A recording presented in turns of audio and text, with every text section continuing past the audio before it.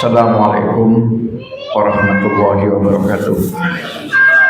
Alhamdulillahilladzi arsala rasulahu bil huda wa dinil haqq yudhhirahu 'ala dini kullihi wa kafa billahi shahida. Allahumma shalli 'ala Muhammadin wa 'ala alihi wa sahbihi ajma'in. Amma ba'd. Qala Allah ta'ala fi kitabil karim, a'udzu billahi minasyaitonir rajim.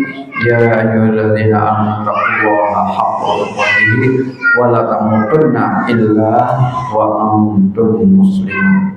Fa inna asdaqal hadits kitabullah wa khairal hadi Muhammadin sallallahu alaihi wasallam wa syarrul umuri muhdatsatuha wa kullu muhdatsatin bid'ah wa kullu bid'atin dhalalah. Amma ba'd. Para bapak dan saudara-saudara, para pencinta ilmu, calon-calon ahli surga yang dirahmati oleh Allah Subhanahu wa taala. Alhamdulillah saya tepat di sini jam 11. Memang saya sudah niatkan pengajian ini hanya 40 menit ya. 40 menit, nanti yang 20 menit untuk tanya jawab. Kalau tidak ada tanya jawab, kalau ada makanan makan, kalau tidak ada makanan pulang ya. Baik, mungkin semacam topik lah ya. Akal tidak boleh terlalu dominan dalam membahas zat Allah ya. Dalam membahas zat Allah, akal tidak boleh terlalu dominan. Kenapa? Karena tidak akan pernah sampai. Zat Allah itu mutlak, sedangkan akal kita terbatas ya. Sesuatu yang terbatas tidak mungkin mampu mengcover yang mutlak, tidak mungkin ya. Maka nanti kita baca di sini, kalimatnya jelas ya. Saya baca dulu matanya saya baca. Bismillahirrahmanirrahim. Ma kallafanallahu bil bahthi fil i'tiqadi bima la tasilu ilaihi uquluna li'anna aqlal insani la yastati'u ayyasila ila ma'rifati zatillah wa kayfiyati tisafihi bisifatin fala tabhath anhu wa laysa fi wujudihi ta'ala syakkun. A'udzu billahi minasyaitonir rajim. Afillahi syakkun fatiris samawati wal ardh wa qad saddal qur'anu 'alal uquli babal khawdi fi ma la tablughuhul madariku bi qaulihi ta'ala a'udzu billahi minasyaitonir rajim laisa kamitslihi syai'un wa nassa 'ala anna quwwatal aql mahdudatun wa annahu muhitun bin nas fi qaulihi a'udzu billahi minasyaitonir rajim ya'lamu ma baina aydihim wa ma khalfahum wa la yuhituna bihi 'ilma wa kafa bil mu'minina syughlan ayyatadabbaru fi makhluqati yastadillu ala wujudihi wa qudratihi wa hikmatihi. Ini matanya yang akan kita bahas pada pagi hari ini, yaitu sekitar akal ya. Artinya akal itu tidak boleh dan tidak mungkin akan bisa mengetahui zat Allah ya. Kalau wujud Allah wujud Allah, bahwa Allah itu ada, tapi untuk mengetahui sampai zat Allah tidak bisa ya. Saya baca terjemahan dari HPT Muhammadiyah tentang kitab iman. Allah tidak menyuruh kita membicarakan hal-hal yang tidak tercapai oleh akal dalam hal kepercayaan. Saya ulangi ya. Allah tidak menyuruh kita membicarakan hal-hal yang tidak tercapai oleh akal dalam hal kepercayaan atau keyakinan. Jadi dalam hal-hal keyakinan, kepercayaan itu tidak ada perintahnya dari Allah untuk pakai akal, enggak ada ya. Sebab akal manusia tidak mungkin mencapai pengertian tentang zat Allah dan hubungannya dengan sifat-sifat yang ada padanya. Jadi dalam HPT ini Pak, dalam kitab ini dijelaskan bahwa akal itu tidak akan mungkin sampai kepada pengetahuan zat dan sifat Allah. Baik. Jadi dalam keterangan di dalam kitab HPT ini jelas bahwa akal kita tidak akan pernah sampai kepada zat dan sifat Allah, ya.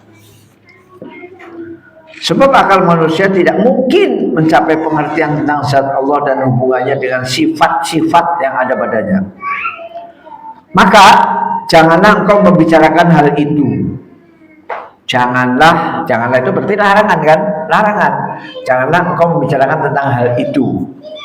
Terutama nanti dalam masalah takdir, ya. Dalam masalah takdir itu kita nggak bisa pakai akal. Kenapa Allah menciptakan tsunami di Aceh? Nggak bisa pakai akal, Pak. Nggak bisa pakai akal. Kalau pakai akal, loh, orang Aceh katanya Serambi Mekah. Serambi Mekah kan berarti, iya, ini Mekah, ini Serambinya kan. Kok malah diberi tsunami 2004 ya? Ya. Kan logika kita mestinya yang dikasih tsunami itu Cina, Rusia, Amerika.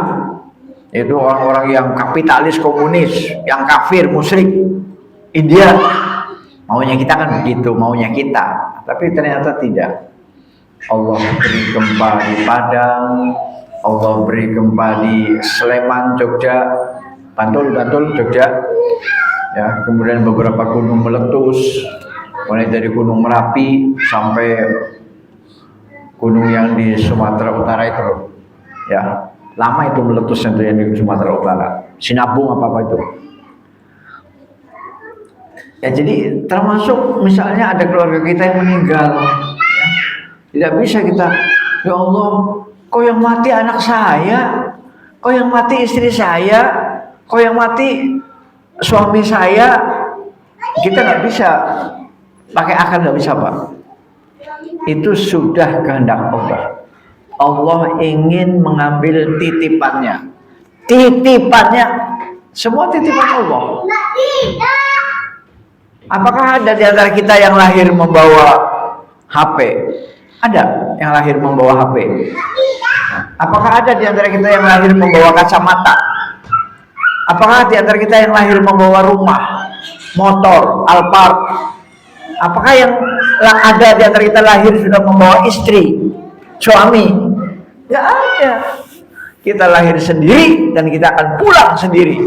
Catat Pak. Catat baik-baik. Kita lahir sendiri kita lahir. Dan kita akan menghadap Allah sendiri. Tidak boleh bawa apa-apa. Tidak boleh bawa apa-apa. Hanya 3 lembar kain kafan. HP ditinggal, istri cantik ditinggal, suami kaya raya bawa sedan ditinggal, rumah istana villa ditinggal, Alphard ditinggal, baju kebesaran, ada balok, ada runcing-runcing, ada jengkol, ada bintang ditinggal. Sawit yang dilihat dengan mata, aduhai sawit, tinggal. Karet, kopi, kakao, perkebunan yang luas yang kita cintai semua ditinggal. Tolong dicatat baik-baik ibu-ibu, bapak-bapak, kita lahir sendiri dan akan menghadap Allah sendiri. Tugas kita cuma satu, mempertanggungjawabkan apa yang pernah kita perbuat selama di dunia. Mempertanggungjawabkan apa yang pernah kita lakukan di dunia. Maka bersyukurlah kepada Allah Subhanahu wa taala kalau yang kita lakukan ini adalah hal-hal yang diridhoi oleh Allah Subhanahu wa taala. Beriman kepada Allah, bersyukur kepada Allah, berzikir kepada Allah. Itu yang akan membahagiakan kita. iman, syukur, zikir, takwa. Gak ada lain. Gak ada lain yang akan kita bawa dan yang akan menyelamatkan kita ketika kita ditanya oleh Allah di hari kiamat nanti, ketika kita sudah punya modal iman, ketika kita senantiasa bersyukur, ketika kita senantiasa ingat kepada Allah, ketika kita menjaga ketakwaan kita, aman. Tapi kalau imannya kosong, ya, yang diimani malah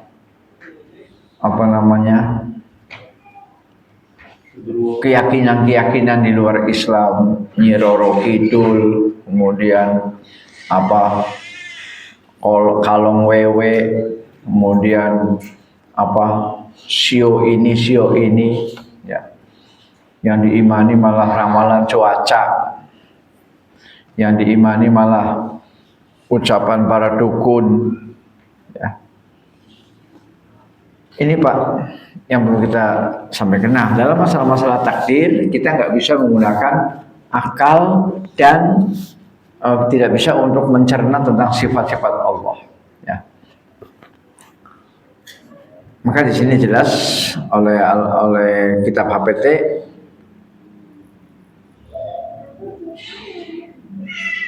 sebab akal manusia tidak mungkin mencapai pengertian tentang zat Allah dan hubungannya dengan sifat-sifat Allah. Maka janganlah engkau membicarakan hal itu. Janganlah berarti larangan. Ya, terutama yang berkaitan dengan takdir. Ya, jadi kita nggak boleh bertanya, oh Mas kenapa ya? Kok saya udah sholat kok miskin? Mas kenapa ya? Saya udah rajin ibadah kok miskin? Itu nggak bisa diuraikan, nggak bisa. Ya. Tentu ada faktor-faktor lain yang tersembunyi, yang orang lain nggak tahu. Mungkin kita punya dosa, yang dosa itu menurut kita, ini mah bukan dosa ini biasa-biasa aja. Ini mah nggak apa-apa, ini udah lumrah, udah wajar, udah umum. Nah, sementara orang lain nggak ngelihat dosa kita, nggak ngelihat. Nah, yang kita ucapkan hanya, kenapa ya saya udah sholat, udah zikir, udah pengajian, tapi kok miskin terus, kok melarat terus. Nah, jadi itu nggak bisa kita langsung hitam putih, ya. Nah, makanya yang paling bagus itu adalah muhasabah, ya, muhasabah. Kemudian terjemahan selanjutnya, tidak ada kesangsian tentang adanya, ya, tentang adanya Allah, wujud Allah, Pak. Wujud, ya. Kita tidak bicara tentang zat, tidak bicara tentang sifat, apalagi perbuatan Allah. Itu kita tidak bicarakan, karena itu akal kita nggak nyampe. Zat Allah, sifat Allah, dan perbuatan Allah, akal kita nggak nyampe. Nah, yang kita sampai adalah wujud, ya, wujud, yaitu ada tidaknya Allah. Nah, itu sampai, ya. Maka janganlah engkau membicarakan hal itu yang tadi, yang zat Allah, kemudian sifat Allah, kemudian perbuatan Allah. Nah, tidak ada kesangsian tentang adanya. Jadi tentang wujudnya, walaysa fi wujudihi. Tidak ada kesangsian tentang wujudnya Allah, bahwa Allah itu ada, ya. Wujudillahi ta'ala syakun. Nah, firmannya adalah surat Ibrahim ayat 10, ya. Surat Ibrahim ayat 10. Afillahi syakkum fatiris samawati wal ard. Adakah orang ragu tentang Allah? Adakah orang ragu tentang Allah yang menciptakan langit dan bumi? Nah, ya Allah menantang. Siapa yang ragu tentang adanya Allah, wujudnya Allah? Yang Allah itu adalah pencipta langit dan bumi. Dan ini bisa dibuktikan. Sekecil apapun barang, sekecil apapun benda, pasti ada pabriknya. Mic ada pabriknya. Jarum pentul ada pabriknya. Kancing ada pabriknya, ada pembuatnya. Benang sutra ada pabriknya. Pabriknya benang sutra itu ya ulat sutra. Siapa yang membuat ulat sutra? Ada yang membuat. Ya. Kemudian lembaran-lembaran benang yang kemudian disusun jadi kain ini Pak ya. Jadi kain ini. Jadi kain ini kan tersusun dari ribuan lembaran benang. Lembaran benang ada penciptanya. Ya. Pabrik benang yang sekarang sedang collab namanya Sritek di Solo. Yang kemudian collab ribuan karyawan PHK. Bosnya katanya sih di medsos itu, bosnya entah borong apa gitu, saya nggak tahu. Ya. Jadi benang yang begitu ringkih kecil itu ada pabriknya. Nah, mana mungkin benda-benda kecil itu ada pembuatnya, sementara benda besar, makrokosmos, langit dengan ribuan bintang dan jutaan-jutaan bintang serta galaksi-galaksi itu nggak mungkin nggak ada penciptanya, nggak mungkin, pasti ada penciptanya, dan penciptanya lebih besar daripada langit, jelas dong, nggak mungkin penciptanya lebih kecil dari langit, nggak mungkin, ya.